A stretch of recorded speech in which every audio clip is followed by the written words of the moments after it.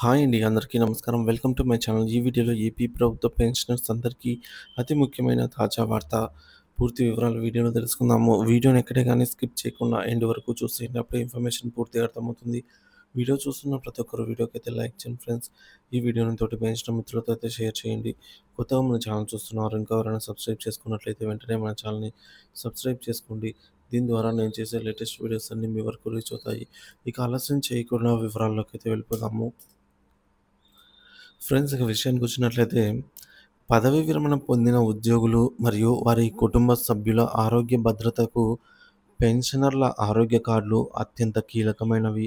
ఈ కార్డుల ద్వారా ప్రభుత్వ మరియు గుర్తింపు పొందిన ప్రైవేటు హాస్పిటల్స్‌లో నగదు రహిత వైద్య సేవలను పొందవచ్చు. ఈ కార్డులకు సంబంధించి ప్రతి పెన్షనర్ తెలుసుకోవాల్సిన కొన్ని ముఖ్యమైన విషయాలు చూద్దాము. మొదటిది ఆరోగ్య కార్డు తప్పనిసరి.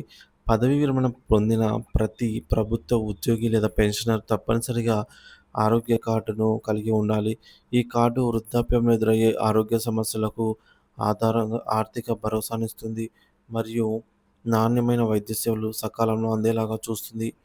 రెండవది ఉద్యోగంలో ఉన్నప్పటికీ కార్డు గడువు. ఉద్యోగిగా ఉన్నప్పుడు పొందిన కార్డు ఉదాహరణకు employee health scheme EHS card పదవీ విరమణ చేసిన తేదీ నుంచి సాధారణంగా 6 నెలల వరకు మాత్రమే చెల్లుబాటులో ఉంటుంది. ఈ గడువు ముగిసే లోపల పెన్షనర్‌గా కొత్త ఆరోగ్య కార్డును దరఖాస్తు చేసుకోవడం చాలా ముఖ్యం. ఆలస్యం చేస్తే వైద్య సేవలు పొందడంలో ఇబ్బందులు తలెత్తవచ్చు.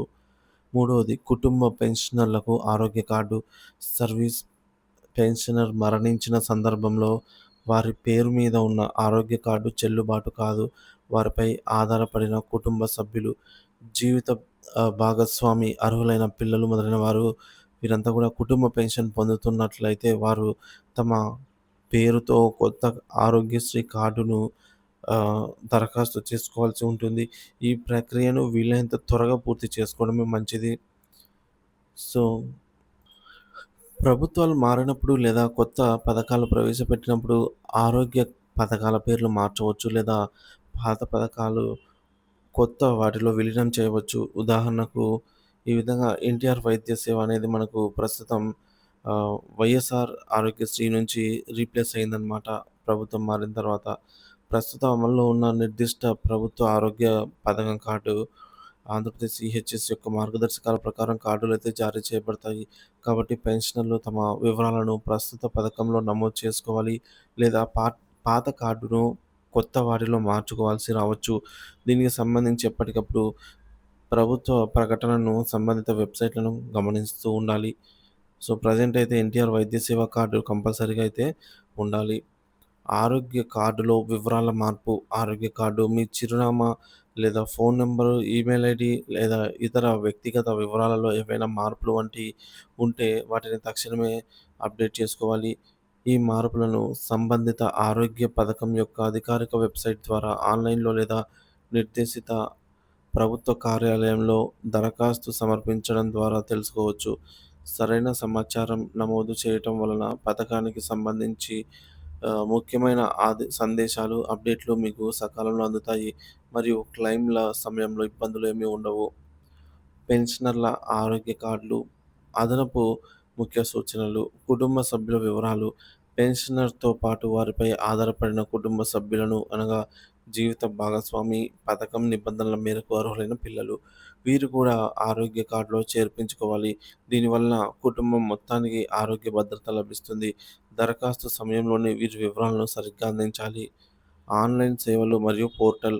చాలా ఆరోగ్య పథకాలు ఇప్పుడు ఆన్‌లైన్ పోర్టల్ ద్వారా సేవలను అందిస్తున్నాయి. కొత్త కార్డు కోసం దరఖాస్తు చేసుకోవడం, వివరాలు మార్చుకోవడం, నెట్వర్క్ హాస్పిటల్స్ జాబితా చూడటం, మీ క్లెయిమ్ స్టేటస్‌ను తెలుసుకోవడం వంటి అనేక సేవలను మీ ఈ పోర్టల్ అంటే వెబ్‌సైట్ ద్వారా పొందవచ్చు. సంబంధిత వెబ్‌సైట్ చిరునామా తెలుసుకొని దాన్ని ఉపయోగించి ఈ విధంగా చూసుకోవడం మంచిది. కార్డు భద్రత మరియు వినియోగము. ఆరోగ్య కార్డును మరియు దాని నంబరును భద్రతగా ఉంచుకోవాలి. ఆసుపత్రిలో చికిత్స కోసం చేరే సమయంలో తప్పనిసరిగా ఈ కార్డును చూపించాల్సి ఉంటుంది. కార్డు పోయినట్లయితే వెంటనే సంబంధిత అధికారులకు తెలియజేసి డూప్లికేట్ కార్డు కోసం దరఖాస్తు చేసుకోవాలి. సో, మీ ఆరోగ్య కార్డ్‌లోని వివరాలు ఎల్లప్పుడూ తాజాగా ఉండేలాగా, అప్డేట్‌లో ఉండేలాగా చూసుకోవాలి.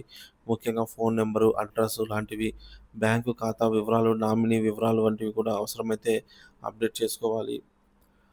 ఆరోగ్య కార్డుకు సంబంధించి ఏమైనా సందేహాలుంటే, సమస్యలు ఎదురైతే సంబంధిత ట్రెజరీ కార్యాలయం, ఆరోగ్య పథకం హెల్ప్‌లైన్ నంబర్ లేదా వారి యొక్క అధికారిక వెబ్‌సైట్‌ను సందర్శించి ఈ విధంగా మనము రెక్టిఫై చేసుకోవచ్చు.